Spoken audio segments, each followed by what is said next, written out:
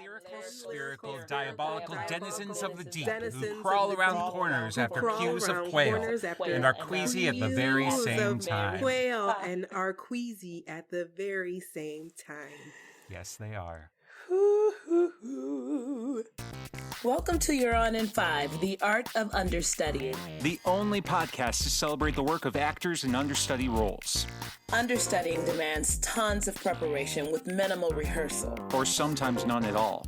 But it can end in triumphant glory. In these conversations, we will amplify the diverse voices of actors who have understudied. We want to hear about the actor's technique, experience, and journey. As well as whatever's on our mind that day.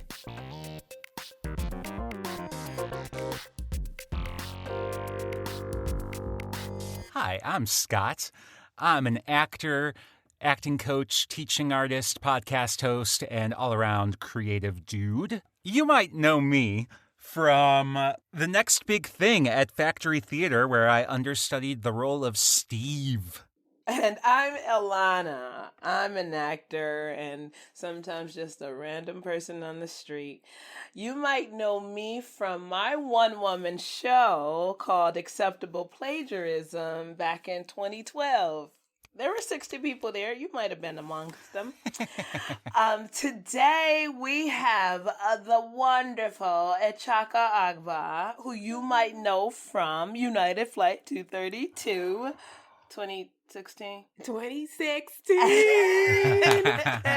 Welcome, Echaka. Hey, thank you. Thank you for having me on. Thank you for being here. Yeah. We like to just jump in with this big fat question. Cool. What was your first understudy gig? My first understudy gig was with Pegasus Players for their youth program that they have every year where young people write plays and then professional actors put them on. And I understudied the wonderful Celeste Cooper. Aww. And other multiple roles too during that. I think that was like 2013 or something like that. Yeah, I had just been in Chicago for a couple of years. It was one of the first things that I've done. Yeah. Do you remember how many roles you understudied? Honestly, no, because there were 3 different like plays, and I understudied at like a track in each one of them at least. Oh, wow. And they were short plays, right? Yeah, they were like 20 minutes. Oh, okay. Oh, 20 minutes is... It was a lengthy time, but it was like still a short play. Right. Yeah. Did you have to go on during that time? No, I didn't. Thank goodness. It was actually during, I think this time right now, as we're like with 2 feet of snow everywhere, it was also during a time when there was a ton of snow and the show kept on being canceled because like, you know, school would get canceled. So would the show. So did you have like understudy rehearsals and stuff for that? We sure did have understudy rehearsals. Yeah. And it was always so nerve-wracking because it was like the first time of taking on such a huge responsibility of making sure you have your stuff together. Yeah. And I was like, do I actually have my stuff together? This is a lot. And you were also working full time during it. So it's like, oh my God. I also am like, maybe I'll get to go on. Right. Something will be worth all this work, right? Yeah. And it was my first gig. So you had said you were in Chicago for 2 years at this point? Yeah, I believe. 2, almost 3 years. Oh, okay. So like, what was your like theater experience before then, or why was that your first thing in Chicago? Okay, so when I said it was my first understudying gig. My first gig was okay. Oh my God! Now I'm blanking on the space, but it was on Milwaukee, towards like Milwaukee and Western. Gorilla Tango. Gorilla Tango. Gorilla Tango. Yes, Gorilla Holy Tango. shit. And I was in this show called With Friends Like These, and that was my first gig in Chicago. And I had yet to actually even be living in Chicago. I was living with my parents who live in Northwest Indiana, and I would take the train in and go to rehearsal and go to performances and then go back home to Indiana. Wow. So that was like my first thing in Chicago. Okay. And I had been taking a lot of classes with Black Box Acting Studio. And I had done some community theater in Bloomington, Indiana. Oh, okay. I went to school at Indiana University, but I didn't go to school for theater. I minored in it, but I didn't go to school for it because when I started taking the classes, I was like, I don't know if I can commit to this. I'm going to find experience somehow. Yeah. What did you get your degree in? Telecommunications. Okay. I can dig it. Because I thought I was going to be doing some sort of like study work about media making. Like I wanted to know why shows were made the way they were and what sort of effects they had on people. I still have that curiosity, actually. Like specifically like television fiction shows or like news or? Specifically like TV film. Yeah. Narrative stories. Oh, interesting. How about that? What was your next understudy gig?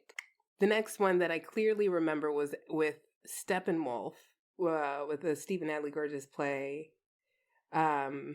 Between Riverside and Crazy? Between Riverside and Crazy, thank you. Yeah. And I studied Lily Majekwu for The Church Lady. And that was a great experience as well. And that was a time when I was able to also learn a lot about how important an understudy is needed and what their job needs to be in order to bring some relief to the entire ensemble. That's awesome. What was the reveal of that? Like, how did you learn that? What made you recognize its importance? You know what I mean? Like, not because somebody told you necessarily, right? Like, what? Oh, I think it's because there was a real... I don't know how to necessarily word this, so I'm just going to say it. But the actors there are also working in other media forms. Like they're working on TV and they're working on things that don't necessarily give the same time frame that theater does. So the possibility that you could be going on at any moment to play to a room of at least 450 people when, I mean, these shows were being sold out. And it was like, in order for this show to go on, you have to be able to go on actually and not put yourself or put the rest of the cast in danger by you not knowing what you're doing. Yeah. That's awesome. And so you worked hard, and I'm sure Steppenwolf works to help you be prepared. Yeah, absolutely. Because it's a job that they need you to be able to do. And it's a job, and it was the first time that I was getting paid. That was also another thing. Like I was getting a weekly payment of something that I've just never experienced before. So I was also able to have like the flexibility of being able to give more time to it, which is so necessary. Yeah. With that, I usually ask this later, but I feel like I can right now. What do you think you could pull directly from your understudying experiences that you use as an actor when you are an overstudy, as my friend Scott likes to say, in a principal role? Like, what little bits that came from specifically understudying? I think that you pay more attention to other people's, not even just their lines, but their blocking. Like, instead of just I think it really helps you understand, like, you need to be in this spot for a larger picture reason. Like, knowing what it is to actually be in the audience and look at what is happening on stage and why, possibly. And I think that helped me, like, earlier on while doing like the Pegasus Players, I would go to rehearsals and just watch sometimes. And I got to know my blocking that way. And all the other times, that's how I got to know my blocking. I later realized that you can ask overstudy to be like, how do you do your blocking, and learn that way. But I always just was taking it in visually. And I think that also just really helped because when I was being an overstudy, then I at some point, I always want to make sure that I'm looking at what's happening from the audience, even if I'm not on stage. Mm-hmm. That's really cool. I'm glad you said that because I was in a show once at the house, my first show at the house, And there was an actor whose entrance impacted something that I did. I don't know if it was a timing thing, like when I saw him come, I had to go do da da da da. I don't know, but I relied on that. And that was being changed. And so when I asked the director about like the change, the actor was like, and this affects you how? Like it seemed to him like I was just asking about his business, And I was like, because I need to know for my next move, Yeah. Like I'm just not. Yeah. But like, yeah, which I don't mind a call out when it's fair and appropriate, because sometimes I earn some call outs, but like that time I didn't earn that. I was like, I need to know. It's dependent on things. Jesus. Echaka, when you were so you go to rehearsals, you kind of take in the blocking. How do you get it? Like, what's the homework that you do between rehearsals? Well, for blocking, it is, write everything down. So this script, as you go along in the rehearsal process, even as it changes, I don't like changing. I don't like erase or get rid of certain blocking. I want to show, like, I like seeing the history of what has changed or has grown. So whenever you're going through and trying to learn your lines, it's like I try to pay attention to stage directions. I don't know what it is, me and my ego, that I'm just like, I want to know my lines. So I don't pay attention to stage directions enough. But like with blocking, if you're taking it in, like you're taking in your actual line, is usually what I try to do. Mm-hmm. Well, sometimes stage directions can be distracting because the direction might be different from them, or or you are trying to use them when nobody else has been paying attention to the stage directions, and they're like, "What are you doing?" And you're like, "But it says." Why are you kissing me? Right.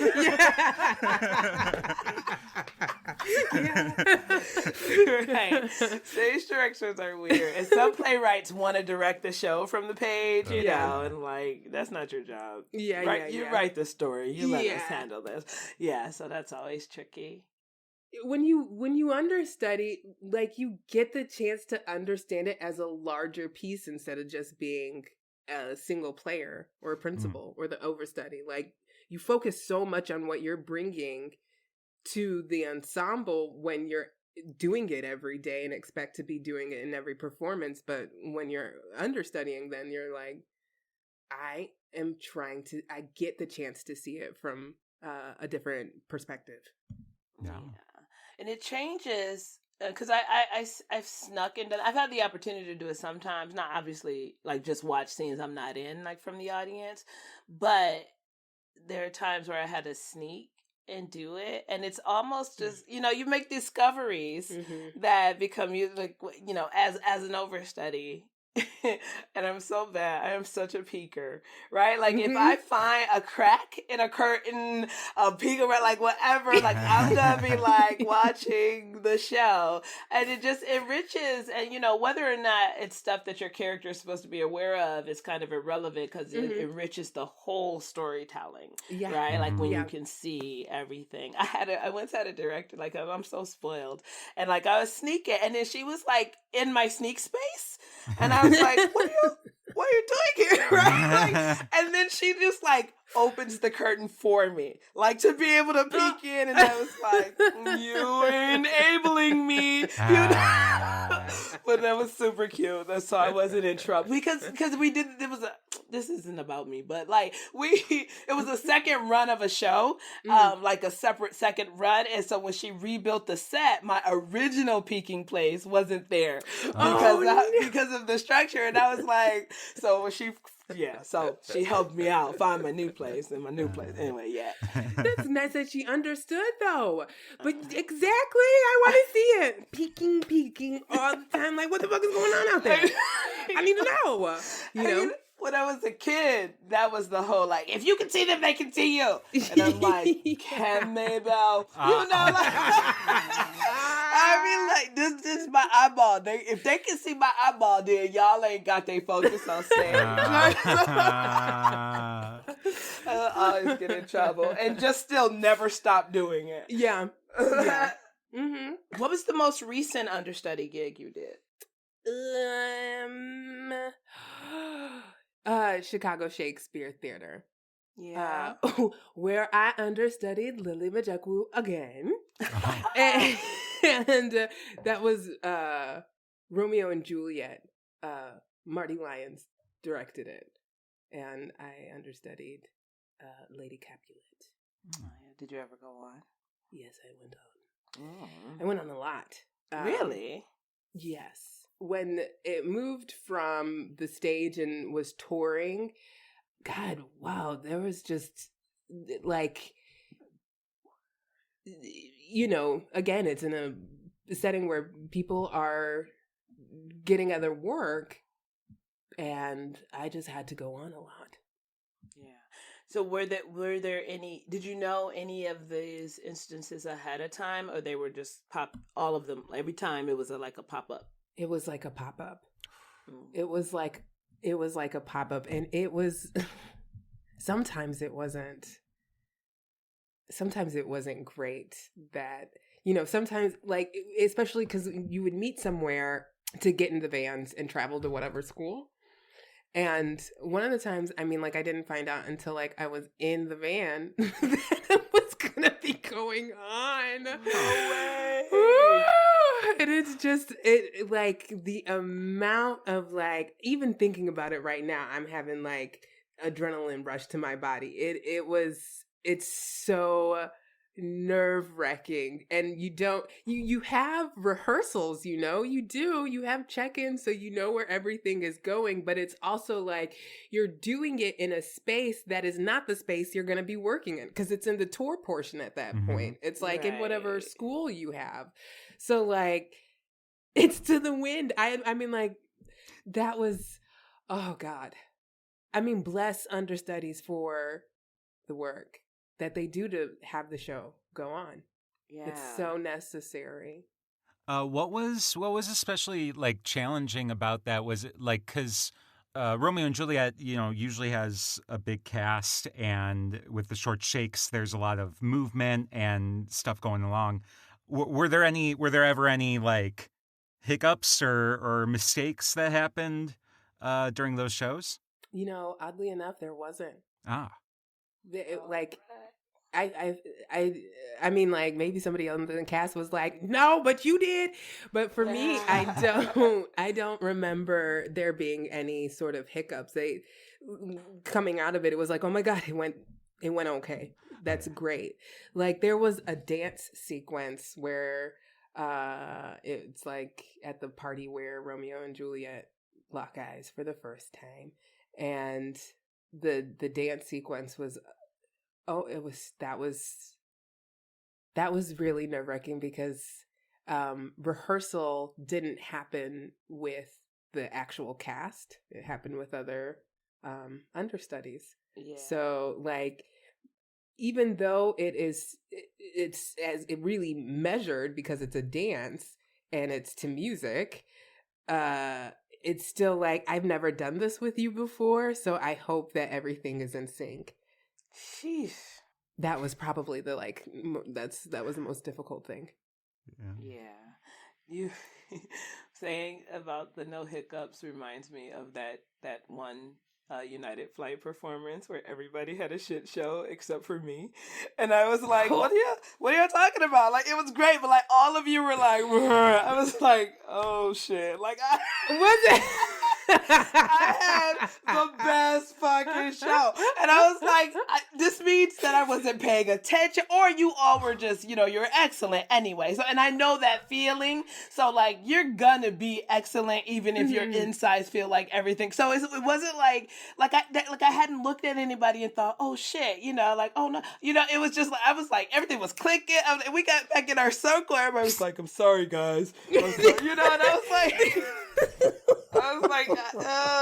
I sure hate to the say circle this, was a regular practice, like the coming back and being like, oh, because that was such a, even though it was such a sparse set, like, oh man, we would go back there, and it was either like high fives or like good job, or hugs, or it was like just don't look at me. I know, because when you were like, remember that one show? I was like, I don't remember it being one show. It was only one where 8 people had a shit show and Elana had a great one. It was only one of those. Like, usually it was like we all felt the same, similar, or a few people were out of sorts. Like, that was more regular. But that particular night, I was like, happy but also embarrassed, like, because I was embarrassed just because I felt like then I had lost touch with everyone, like I was out of tune, which maybe I should be grateful for because I had a great fucking show that night. Bless the time that can happen. God. Because there were so many times of like taking chairs off and like turning at the right time and like not being able to see if you're doing it in sync with somebody, just trusting that you are. And like, that's another time that I'm just like, ooh, adrenaline rush, just pumping through my blood right now. Girl, how about being blank as Kevin? Like I'm in the middle of this and I like go fucking blink. Mid alarming report from the air traffic controller. Oh, no. I am fucking lost. And now I'm like almost about to panic. And I take a deep breath, which I trained myself on that. Which it just took me a second to get there. So I took that deep breath and I got right back. But those fucking probably 5 seconds felt like 45 fucking seconds. Like and the stakes are so high in United Flight, and the pacing is so important. And I didn't know what to say. It was bad, but I took my deep breath. But it's just like, cause then you know that if you're ruining it for everyone right now. Like there was no save in that moment. There was no saves. There was no saves.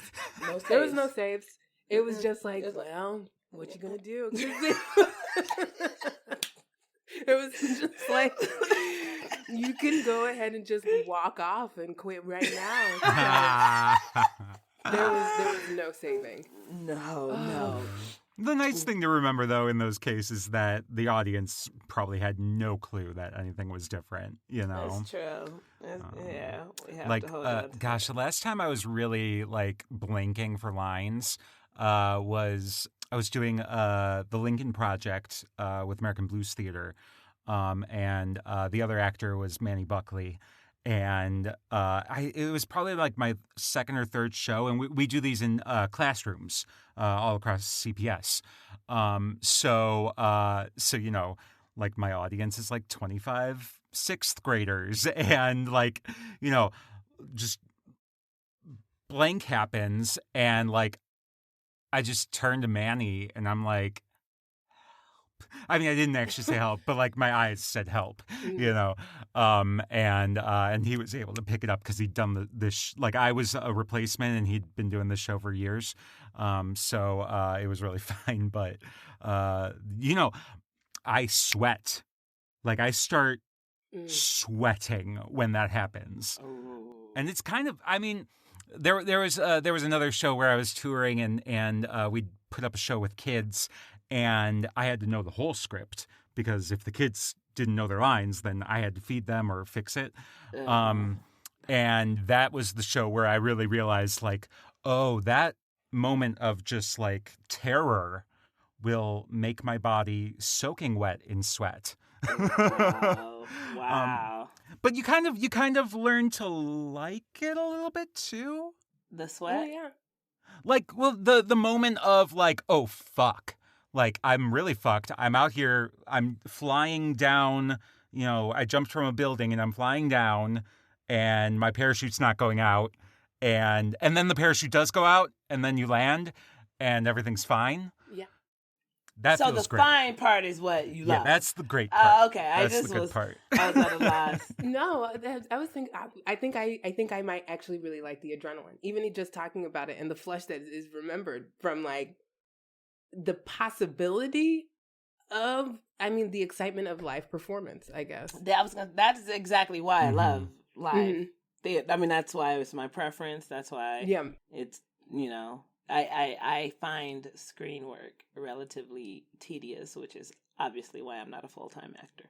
Because I would need to do that with some regularity to feed myself. So that, and then of course the energy of the audience, and also I'm partial to storefront because if as long as the audience outnumbers the cast, if it's 10 people out there, like they came, and I want to tell them this story. Like I want them to have this experience, and also the fact that part of that kind of rush is that you can walk into a 50-seater and there be 53 people there, or you can walk into a 50-seater and there be 5 there, you know, and like your job is to do the same show you would have done for 53 with the added chairs, so there's something a little bit thrilling about that. If I didn't ever if I weren't confident in being able to save myself or in an ensemble that would take care of the story, like if I didn't function in that realm, I don't think I would be able to enjoy the fear. You know what I mean? Like, because one of the things about live theater that makes it what it is that it's gonna go, right? It's gonna, and that's the exciting thing. Like, no matter what happens, we're gonna do this show. We're gonna start it and we're gonna get to the end, And so if there's anything about that expectation of it going regardless that doesn't feel in place, then that's not fun. Then it's actual just pure nerves. Then it's actual what the fuck as opposed to what the fuck. It's different. Like what the fuck is gonna happen? It's very different from what the fuck, y'all. Yeah. So absolutely, because that sort of panic is like, I'm not coming back tomorrow. I'm dead. Ain't done like this. I don't think I signed on for it. Exactly. Echaka, what do you think? Well, talk about some of the across, not only if there are more than the 3 that we've mentioned, like similarities and or differences in these different understudying experiences, like the processes or the kind of support or preparation and the expectations of the producing company. Everything I just said. 5-part question. Because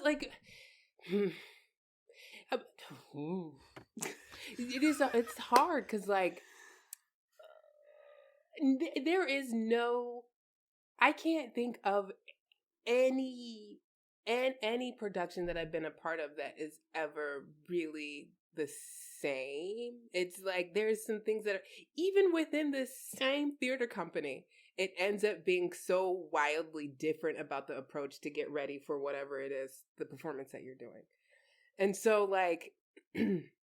outside, the things that are similar would be know your lines and know your blocking for whatever the scope of it is, being that it could be in a little tiny, box, or it could be in a huge theater.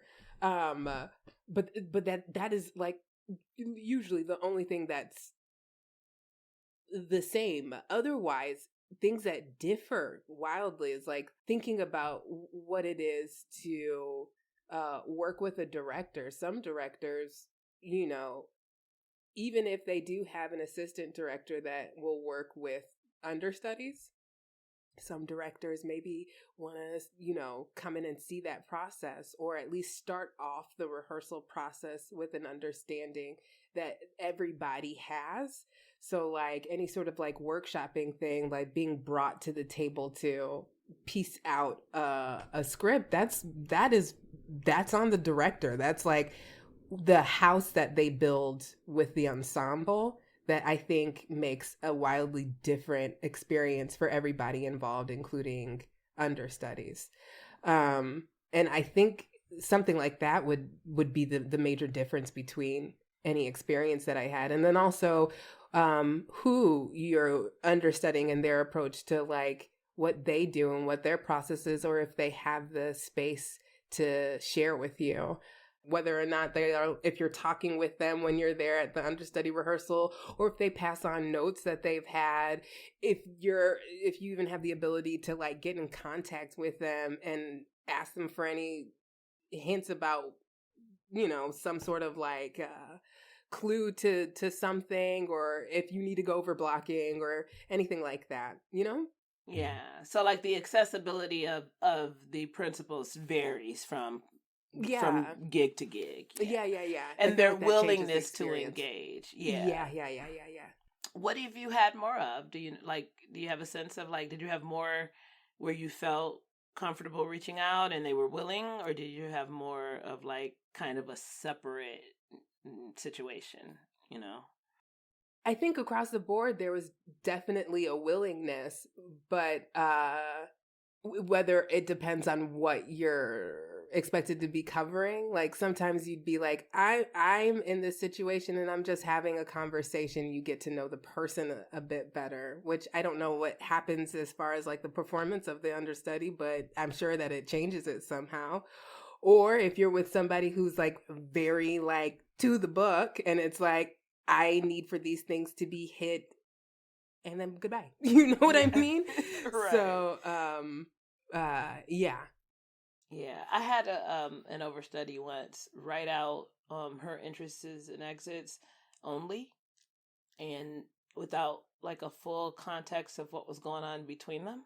Oh yeah. And I was like, hey, so I've already figured it out, but like maybe in the future, like put the whole run, like all we need is a running list, right? Yeah. Like I need the whole run list. Yeah. And she side-eyed me. She was like, okay, Elana. Yeah, that's what happened. Whatever. Yeah. I learned that show. And I rocked it. Yeah. Okay. Yeah. That's all I'm gonna say about that. Yeah, I mean, entrances and exits are so like easy. Like she really gave you the least she could have given you. Yeah. Anybody can do that if they just show up. I'm not going to tell anybody about how they should go about their process. I want to be open for you to ask me anything, but like, I don't know. That sounds kind of booty. Anyway, sorry, Scott.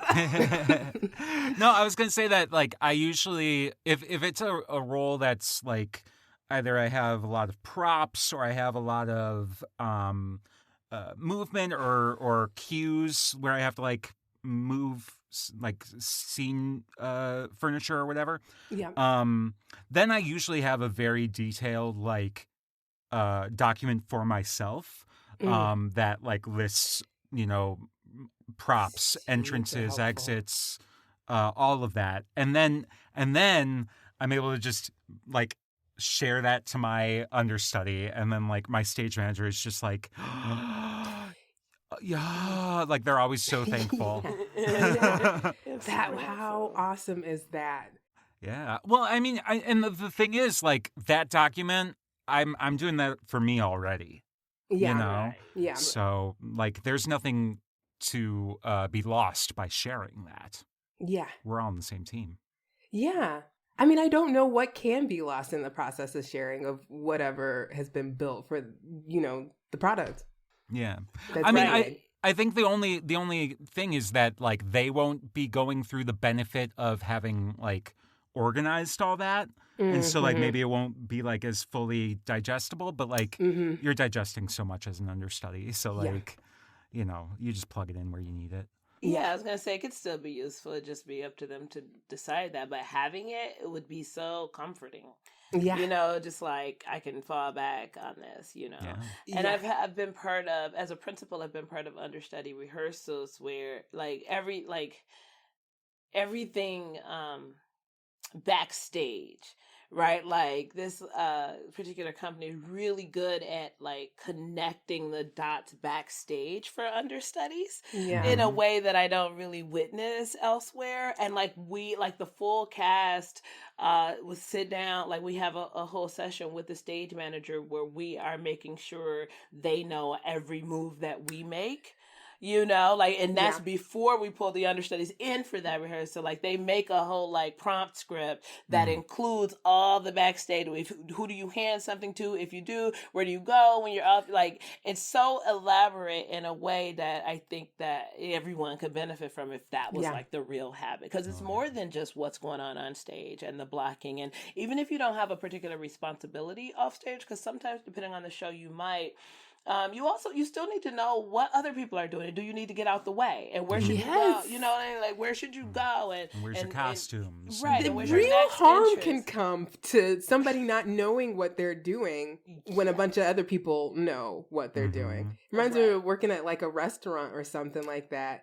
And if like you are regularly working a certain shift and knowing how people go about, and it's busy, and like how people need to go about to get what they need, and you are somebody who's like getting in the way, like actual harm can happen. You can drop stuff. You can like, and hurt yourself if somebody doesn't know what they're doing. Like that, I like, the show actually can't go on. Right. It is definitely dangerous. On account of you mentioning waiting tables, let's talk about the hustle. Oh.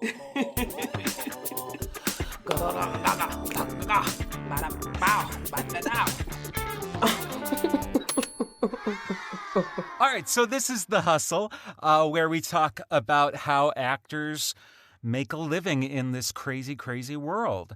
So obviously, the pandemic's thrown all of our best laid plans into chaos. But how do you, make a living, Echaka? How do you pay the bills? If you're, and obviously, like only stuff that you're like comfortable sharing. You don't have. Jesus. God, Oh my God! No, I didn't like that. Wasn't. What are you saying, Scott? I'm gonna shut up. Only the legal stuff, Echaka. Everybody can be creative about how they eat. Right. And more power to you. But no, I'm on unemployment right now. And that's how I make ends meet. It's so necessary. I don't know how I would be doing what I'm doing. For the last year and a half, I've been a full-time actor because I've been doing the TV film thing. And I consciously made the decision to do that because I was like, no, I can't find a way to eat by doing just theater. I'm not equity, So like even more so I need to find a different way about how to do it. And the year before this happened, I'd worked enough to qualify for unemployment when it came around, and so that's what I did. The last job I had before all of this happened, though, was I temp. I've been temping with city staffing now for like 5-6 years. City staffing is the shit. Yeah. Man, Neela Barron, thank you. Bloop, bloop. Oh. She's also an actor in town and is She just a is. wonderful human being. So, and it's just so, so very helpful. I mean, city staffing is where it's at. I'm definitely giving them props to that because they have helped so many times in filling the gaps between jobs. That's awesome. Yay.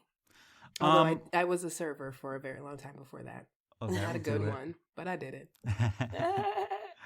So you mentioned that you made the decision to really shift to TV and film. What was going through your mind at that time? Like, what led up to that moment? I mean, there was... I'm sure as the conversation unwinds, I'd be able to find more and more reasons why. But I think like the first thing about it is recognizing that I need health insurance. And I wasn't going to be able... The work that I was doing within theater wasn't going to be able to provide that.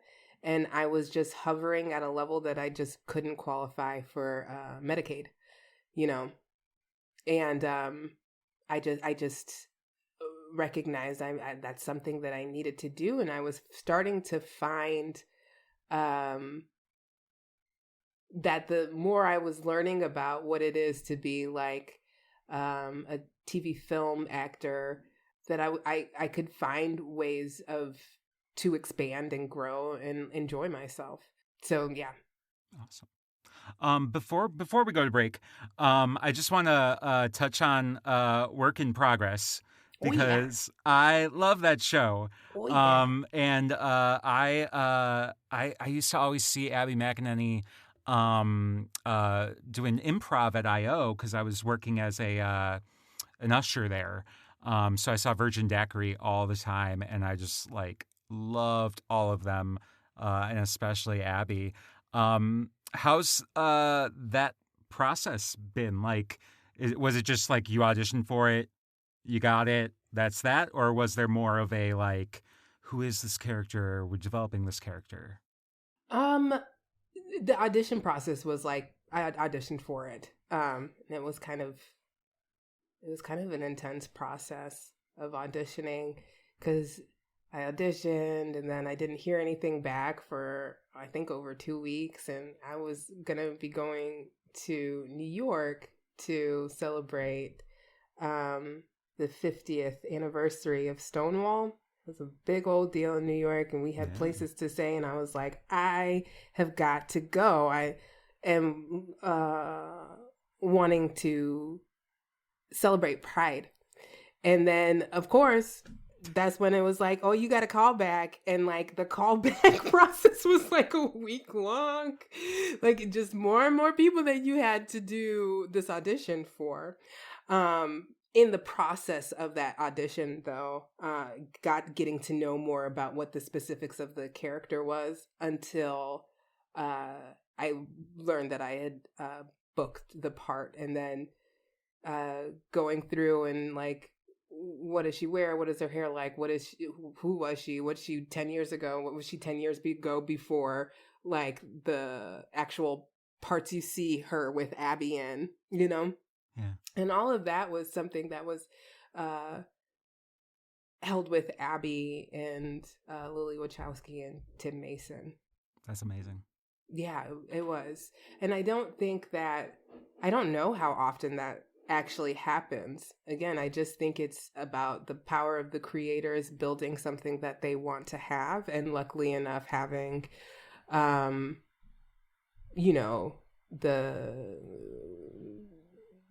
people, the production being able to like say, yeah, you know what, Showtime being like, we're giving you the space to build what you want. Yeah, that's amazing. Did I said Abby McEnany? That's her name, right? Yeah. Okay, because I thought maybe it was the name of the Trump press secretary at the end. Her name is McEnany too. And I was like, 2 McEnanys? One here. I'm sure Abby's very proud of that connection. Right. I wanted to ask you, Echaka, because Echaka, you are, so centered and grounded. And, I know you a little more personally. So you don't think that's true? You're like, that's crazy. I think, what I want to know, like, and the way you talk about the experiences are really just, it's very like solid. So now I'm curious about something you've learned the hard way, right? Like as an actor that, Something that I've learned the hard way. Yeah. Can you give me an example, or like something you would want to hear about? Because it's hard to choose. I feel like the hard way is being an actor. Period. Shit. Oh, what did I do? Scott, give her an example. I mean, like, there's been a couple shows where I just didn't, do the work. I didn't memorize all the way, and I never did that again. So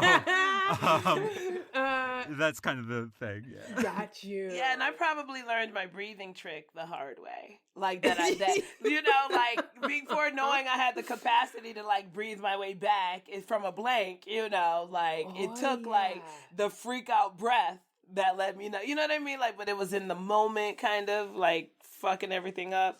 Oh First, you know. Oh man.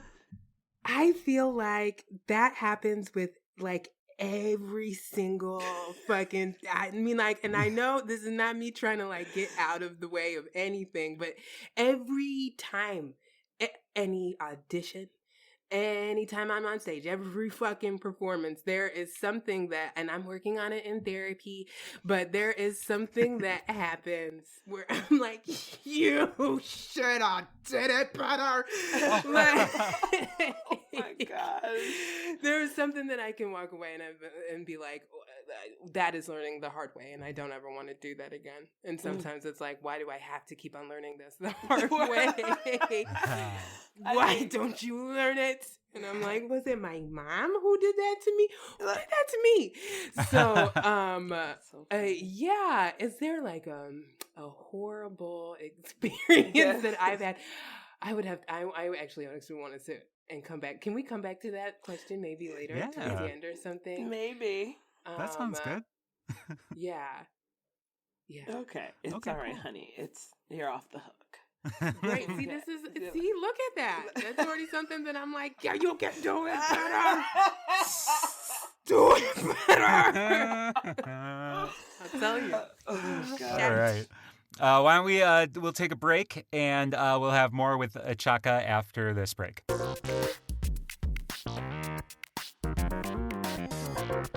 You're on 5. We're back with Echaka. And now is our time to go to the breakdown.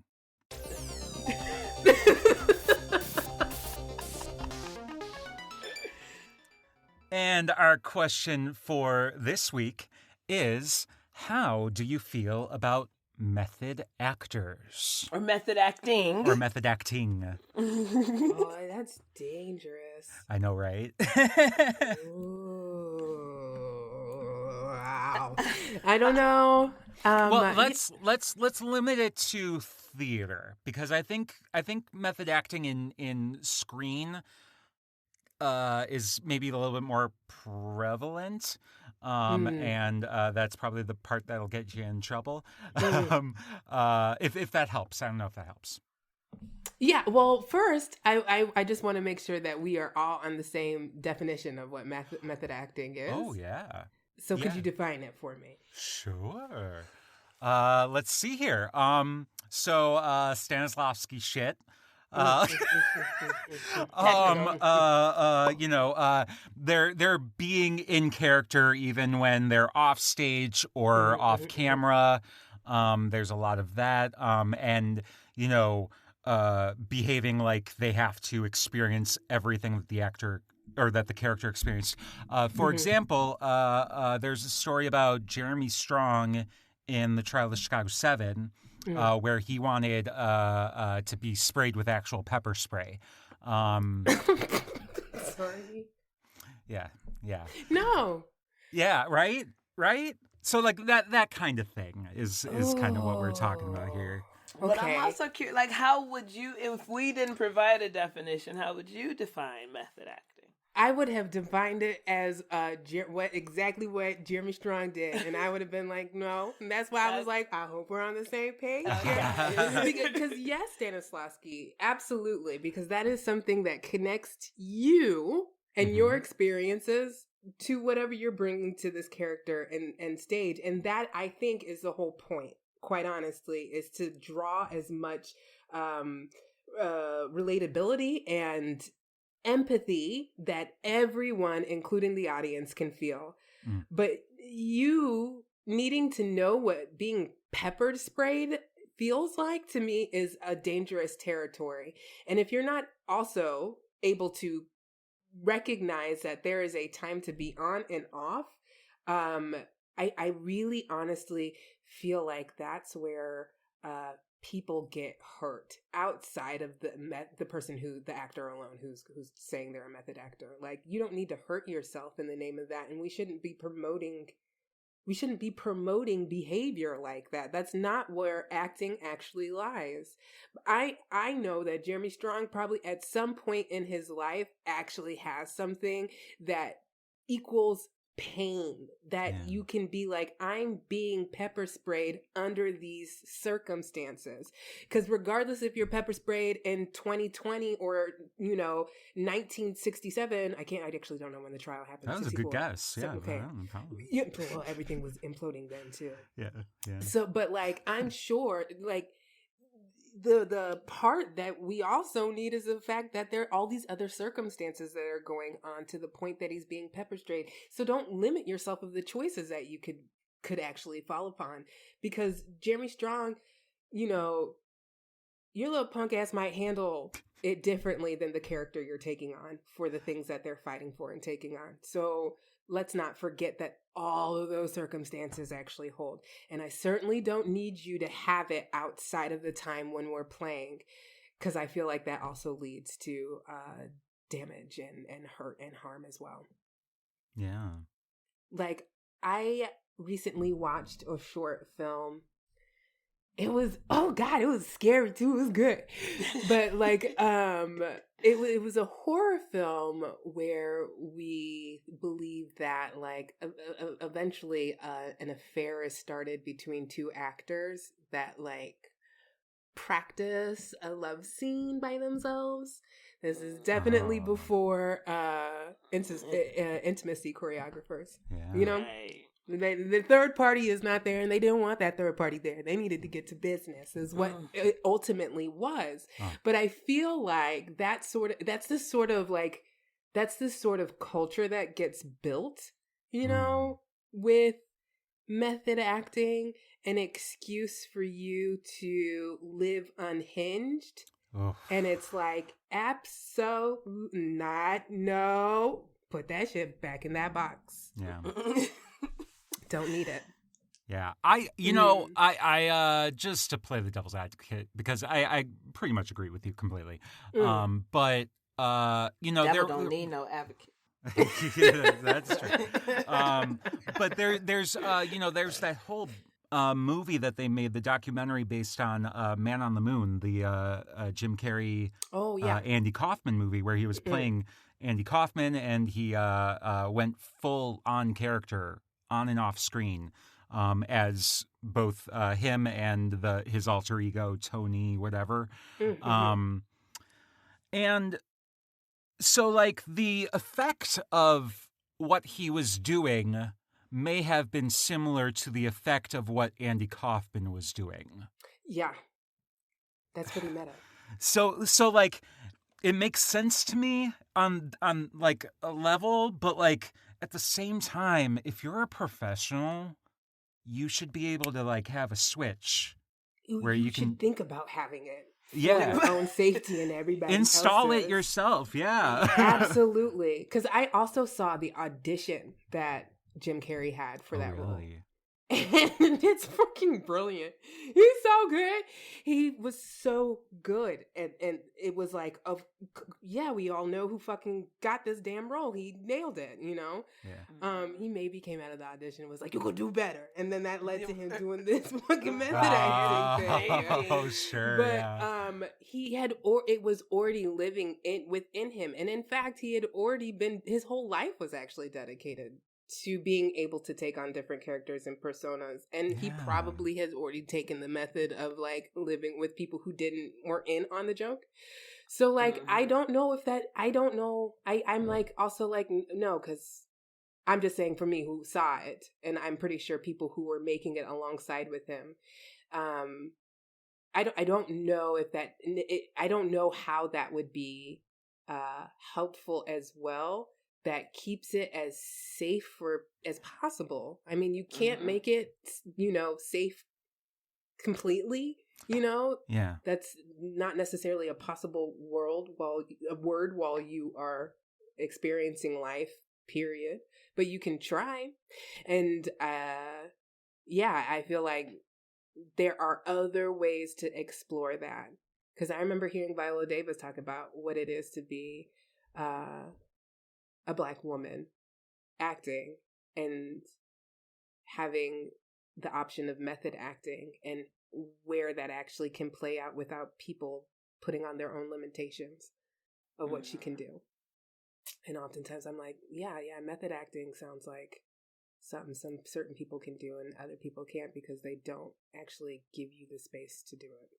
Mhm. Yeah, I had, and I've mentioned on the show before, I was taught, because I don't have a degree in theater either. So when method acting was snuck into me by this amazing coach I had as a teenager, who I later in life learned had been teaching us several methods, several approaches to acting that have names that people study, and become, but she was just giving us these tools. So I had exposure in that way. And later in life as an adult, I took a class, and it was interesting, and like stretched some muscles. And that person who taught that class, I had also had him as a director a couple times. He told me I was a good actor, but if I immersed myself in method, I'd be a great actor. And that made me be like, no,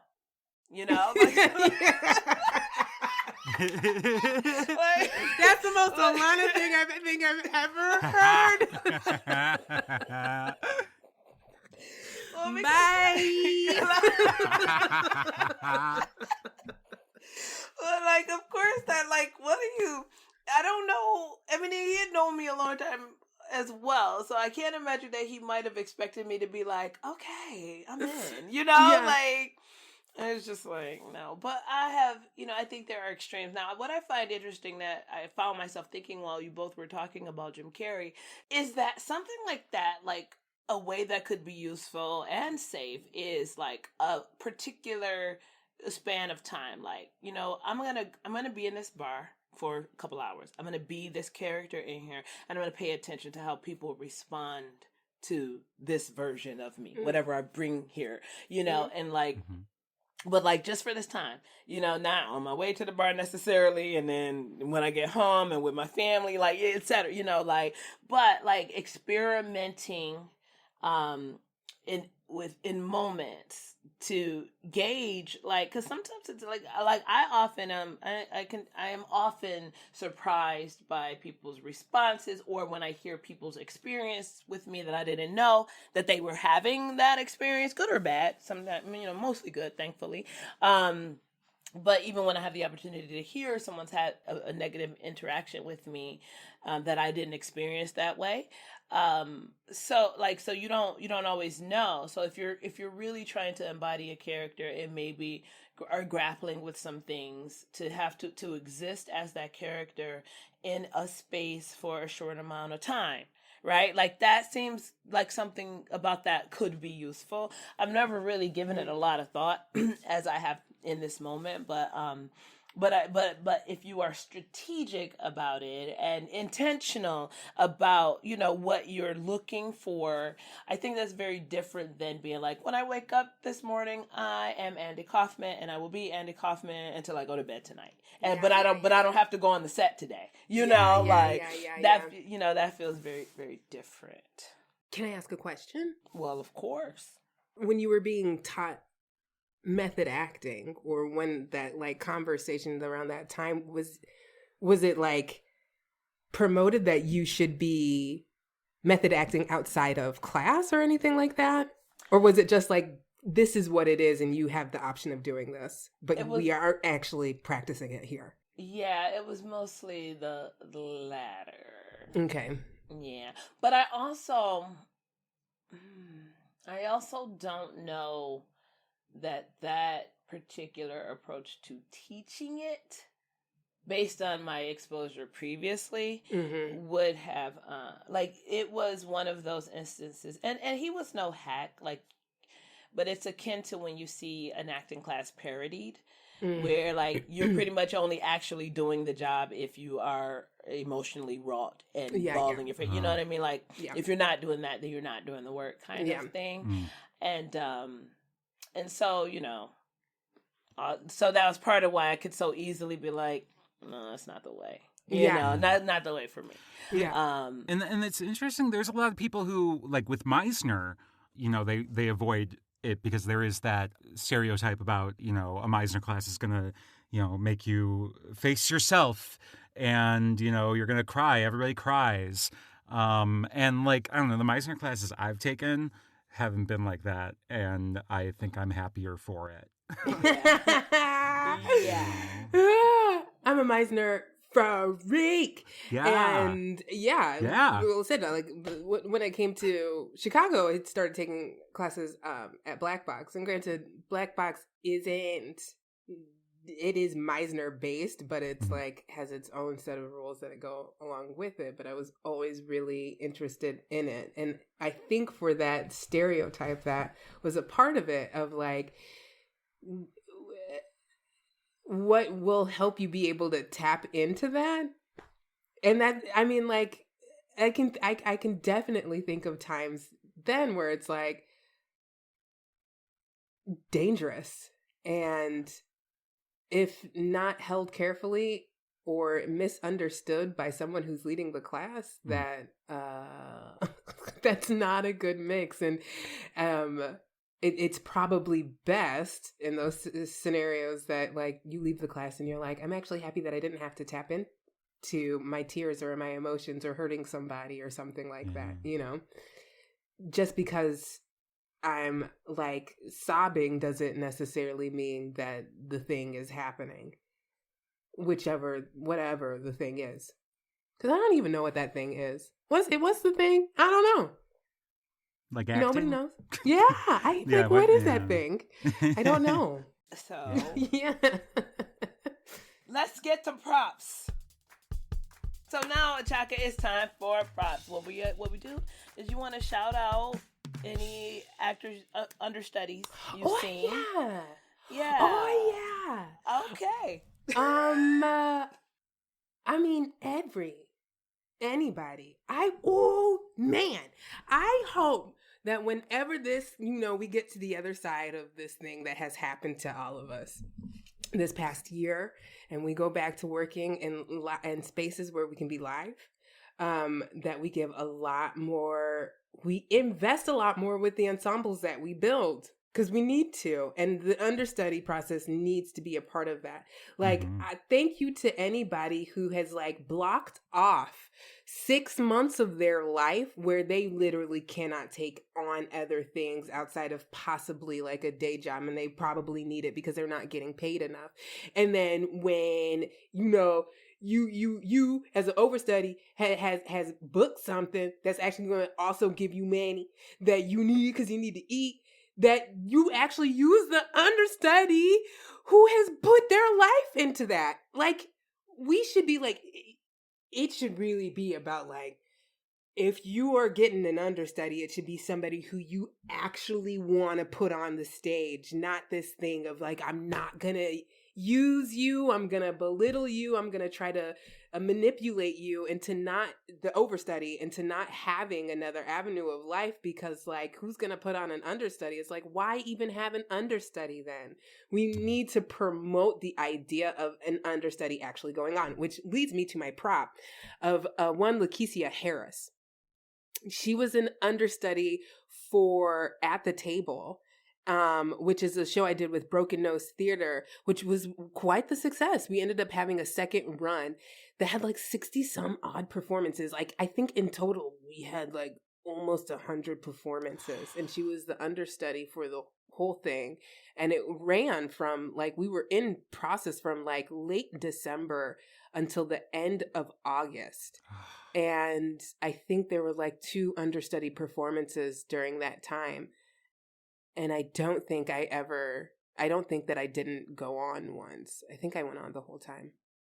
But like, that sort of dedication of being on call. And there were a couple of times where some of the other understudies in that show too were thrown in, and like the dedication to a show like that. I can only imagine what it is to be like on Broadway and have to understudy or something along those lines, where there's a show that runs for years at a time, and then that's what you dedicate yourself to. Like, you give a lot of yourself with understudying. So big props to all understudies, and then also definitely a one Lakecia Harris.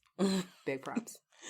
Yeah. Did you you said there were 2 understudy performances. Did you happen to catch either of them? I did. Oh, cool. What was that like? I love watching understudy shows. If I have the Yeah. chance to go or watch at any time, I will. And it was wonderful. It is what a crazy experience. Again, watching it on the other side and being like, I think that the thing that I'm working on with my therapist comes in. It's like, how can you build it to be better?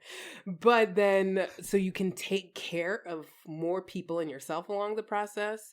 And then also just to be able to see like the story play out and like actually get to experience what the audience does. I love being able to do that because I actually really like theater.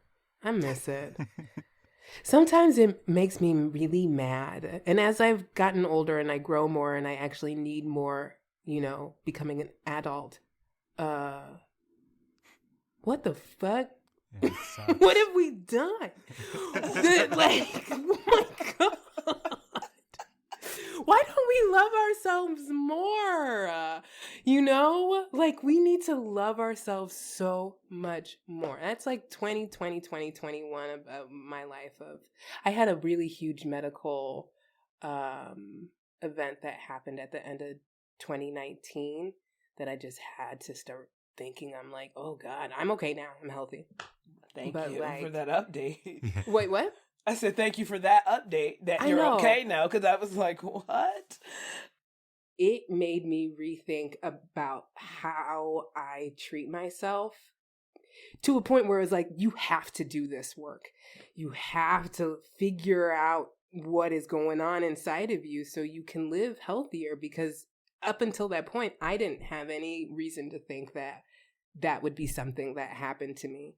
But as I recognize how I was actually living my life and the stress that I was putting myself under, and the industry that actually promotes stress as an attribute you want to have, to always feel like you're under stress, it's like, this is not okay at all. I hate that. So, yeah, I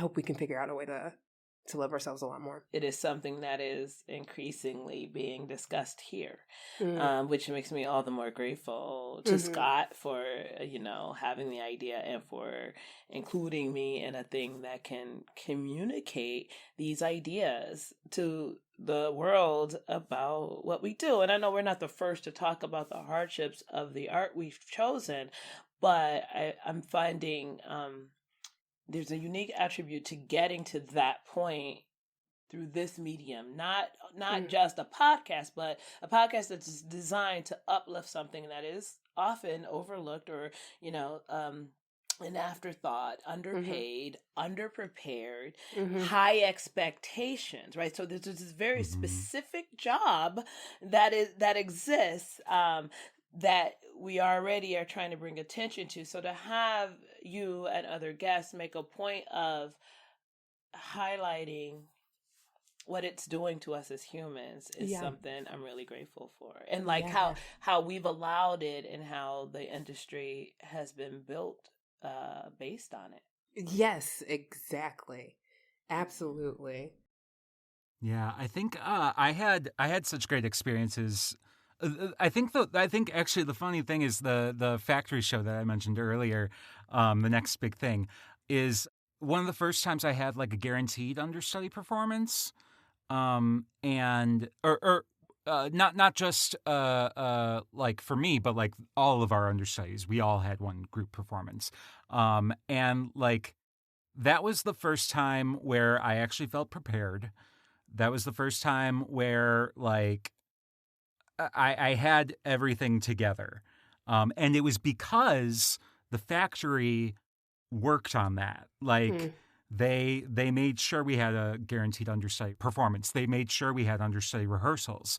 I think they might have even set up a quota for like how many days you have to come a week. But like, I mean, sometimes that's a pain in the ass, but like on the other hand, like, thank you for setting out exactly what your expectations are. Because that tells me how my worth to this project. Right.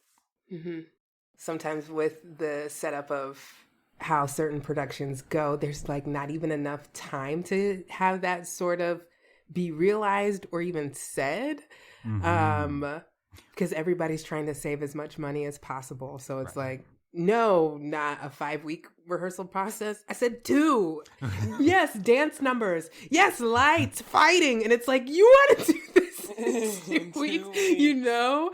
Yeah. So carving out the space to be like, this is how we can figure out how we take care of ourselves. And this is how we can also take care of you is what we should be leading with when we're deciding to come together to make something.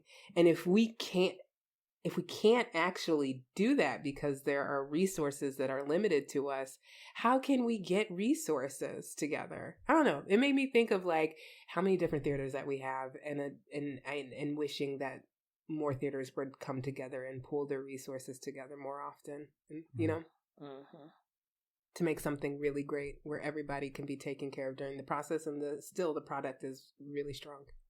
Yeah. Well, sounds like you got a hefty task ahead of you. Speaking of, well, so we're going to move on to what's next. Can we talk about where could we go? Oh, yeah. Yeah. Okay. So where could we go? It's definitely still being filtered out. Talking about resources, big dreaming and shit like that. Trying to figure out like where the resources are to actually do a show like this. Also under the confines of a pandemic, where a couple goes to figure out where they can find a place to call home. And along the way, trying to figure out a definition of what home is, especially with some of the identity markers that society places on them. And I'm queer, and I'm in a multiracial relationship, and I'm first generation, and I'm tall, and I'm dark skinned. And I'm a woman, and I have a number of things on me that make it difficult to actually set a place where I can live in my most authentic self and have my most authentic love and be able to also call that place home without expecting harm to come my way. So over the course of 2020, it kind of was always, okay, how about this? How I explain it like this. The Lieutenant Governor of Texas, Dan Patrick, at the beginning of the pandemic, ended up saying that he was willing, along with other older folks that he knows, were willing to sacrifice their lives in the name of saving the economy. So old folks needs to go out there, spend money, stop acting like the pandemic is going to kill you, even though he's like, it could.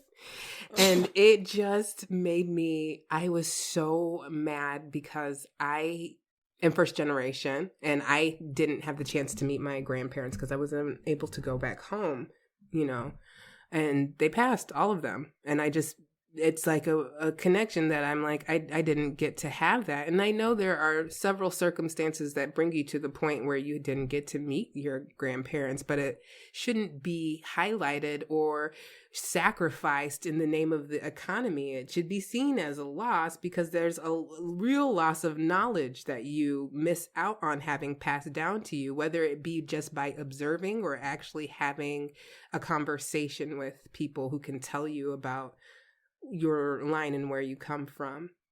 And I was angry, and so I channeled that into, well, what are the things that I want to do or need to have done?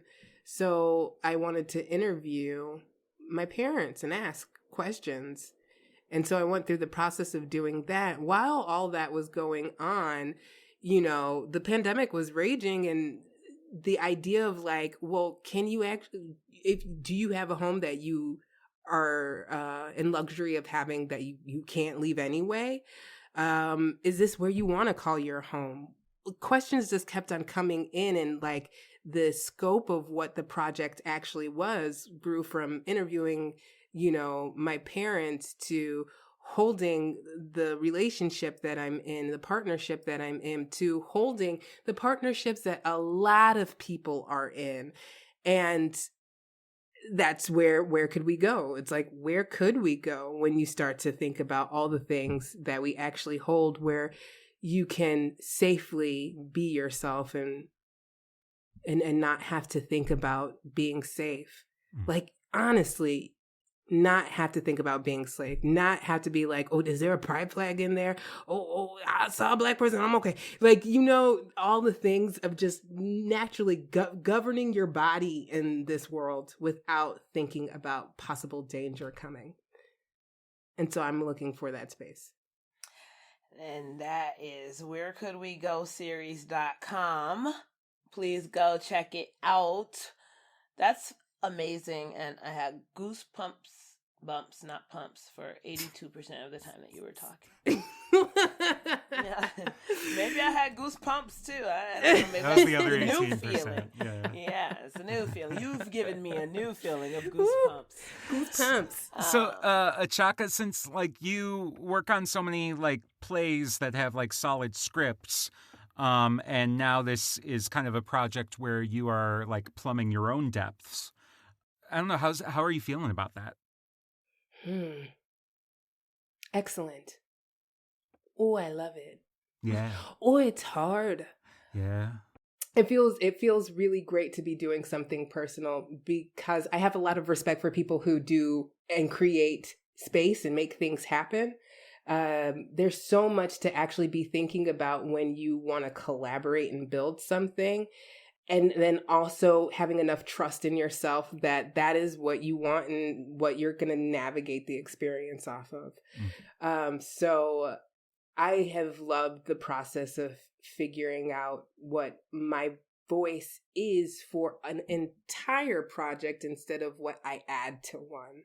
Not saying that I don't want to be able to add to, because I really love being able to capture other people's visions and help it bring it to life, but to have one of my own and also have it come to life with other people's help as well is awesome. I really love that. It's been great. That's awesome. Yeah. What else are you doing in life to keep you, creative, healthy, and sane? A lot of writing. Also at the start of the pandemic, I took some writing classes through Gotham Writers.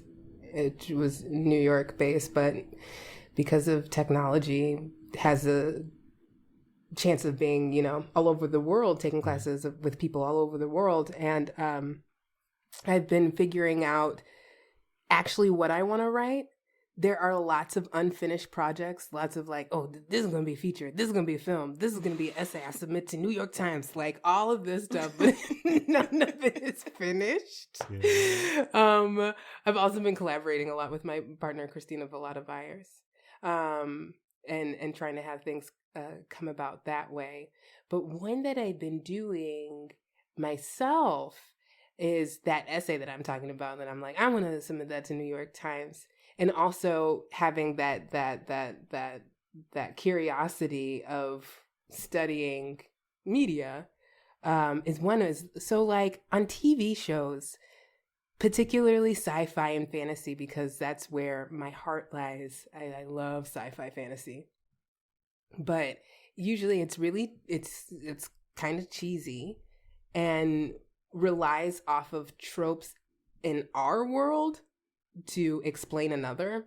Mm-hmm. And they'll oftentimes bring in violence on Black and brown bodies, visibly Black and brown bodies, a whole lot more than they do for other bodies. Like it's, and in general, I'm sure we'd be able to find it like in procedural dramas and all sorts of TV. We'd be able to actually find that. But like, I specifically wanted to hone in on sci-fi and fantasy. So also at the start of the pandemic, I was like, well, I got a lot of time on my hands. I'm going to watch a bunch of sci-fi fantasy shows that I've been wanting to watch. And then I'm just going to tally how many acts of violence are taken on bodies and then write about the experience. So that's also something I'm in the middle of doing as well. What shows? So have you ever, the show that I just finished, have you ever heard of a Winona Earp? Yes. Okay, so that's a show that is actually something that is the opposite of what I've experienced of like the previous shows, you know, like Stranger Things. But Winona Earp is like based in fighting demons that are like Western slingers. So oftentimes, like, there hasn't been much violence that is brought against Black or brown bodies or women.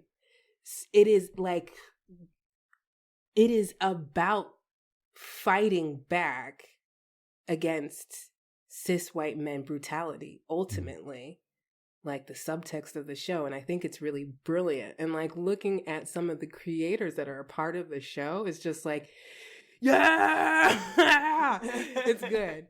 I'm into that a lot. The show I watched before that was The 100. Is it good? Or no, no. I think the show, like, it's not a show that it's a show I would watch, you know, and it would be like while watching it, like taking like slowly taking drops of poison, because you just pass stuff over that you see, and you're like, okay, fine. For whatever reason, you just had to do that to him. Poor black boy. But whatever, I'm still interested in the story because like I'm thirsty for the like otherworldliness of sci-fi fantasy. But I mean, it definitely comes at a cost, especially on the 100. It does. Yeah. There's a lot of violence for no reason. Like the ratios are really, it's crazy how much violence you actually just physically see taken. And I think it's a part of the reason why people are so able to see like some of the videos that have been released in the last several years of police brutality on Black bodies. It's because we've been conditioned to take it within our own narrative and media. It's really sad. Yeah. I'm like, damn, that's tiring. We got to figure out why it's cast like that. Like, is that how it's broken down in the script? That this has to be this Black person, or is it cast like that? Or like, what's going on? Why? No. Yeah, that's something. Yeah, I was a first to die character from a script that was adapted from a book, wherein that character was not the first to die, but once it was moved to the stage, that character was the first to die. And that character was me. And there was a lot of discussion. And I saw that show. There was a lot of discussion. And it was interesting. What else? I said what needed to be said, to be sure. Yeah. Yeah. Absolutely. Yeah. And a couple times repeated it. Yes. Sometimes you just gotta say it again. I know. Yeah. Because it's something like it can be dismissed so easily. And a lot of the things that I've been finding while doing it is like the ways that I like gaslight myself into making it okay, I was like, I've actually already know what the argument's gonna be. Let me just answer this myself, and putting that blame on me. And it's like, no. We gotta digest this differently. This is not okay at all. So I don't know what happens on the other side of, well, one, this writing, because it's a lot bigger than I thought it was gonna be, and then also just in general, the pandemic. Like, how do we love ourselves more and grow from what we were? And take care of each other. Yeah. My partner in Tarot Bang and I were talking just last night about some things that are going to be really exciting, that are really rooted in, how we were already in the process of changing some things about how we operate prior to everyone being forced to do so. But then now being given the space to really make assessments and, analyzing what do we want and what do we want people to feel. And we have a pretty good, track record of happy artists, right? Like who come work with us or who join us, collaborate, etc. And it's nice. And it's something we're looking to strengthen within our operations. So making adjustments so that we can make sure people see that they're valued, not just because we say. Mm-hmm. And so there's going to be a lot, and this, like, some of this stuff will be able to happen sooner than the return, but thinking about our operations when we can be live again, we had some really exciting things going on last night, just from talking, and because there's nothing, we know we can do these things, we can make these changes, and they make sense and they fit our culture. We've been strengthening our culture for a while now, so it was never really, we didn't have to change our culture. Mm-hmm. We didn't have to restructure it. Mm-hmm. We're still we are getting anti-racism, anti-oppression education still. It's not like we were running perfectly in that regard, but we had already made so many strides, and we already, didn't have a lot of problems in those arenas, So I guess I'm trying to say we have a lot of stuff to fix. We just have to keep growing. Yeah. That's what I'm trying to say. Yeah, but I would say you and Georgette are still miles ahead of most theaters companies. So you got a head start. Yeah. So that's good. I mean, the leadership thing also, you see it represented in the leadership, and that's awesome. I got goosebumps while you were talking. It's good. It's really good. Well, awesome. It's exciting. Now I can't cut that goosebumps bit. That's what always happens. I'm like, I'll just cut that later, and then we bring it back, and it's just okay, I guess can't cut it now. Goosebumps. It's hilarious. That's what it is now. Well, Elana, you want to ask me if I have anything going on? Hey, Scott, you got anything going on? Not really, actually. So. Oh, man. Yeah. Well, why don't we wrap it up? Okay. Oh, Echaka, this was so good. Thank you for being here. Oh, thank you for having me. That was a delight. Thank you so much. I didn't even know how much I actually needed that. So thank you. Good. Yay. Awesome. We hope you enjoyed our conversation today with Echaka Agba, and that it gives you deeper insight into the art of understudying. If you'd like to send us a question or give a suggestion of someone we should interview, you can email us at understudypodcast@gmail.com. Or hit us up at understudypod on Facebook, Twitter, and Instagram. We want to thank all of our Patreon subscribers, particularly Stanley Sava, Marcella Huff, Andrew Sava, and Rebecca Lawson. This episode, we really want to thank Rebecca Lawson, who has been an awesome supporter of the podcast, has been listening from the beginning, and we really appreciate her support, both as a fan and as a Patreon subscriber. If you want to support the show, head over to our Patreon at patreon.com/understudypod. Our theme song and all other music is by Laura McKenzie. Our episodes are edited by Scott and produced by mostly Scott and me a little bit. Thank you so much for listening. If you liked it, please hit subscribe on your podcast player of choice and tell your friends. If you hated it, it's hell all them suckers in the streets. Yeah, and their stupid parents and their babies. Their babies. All right, bye. Bye.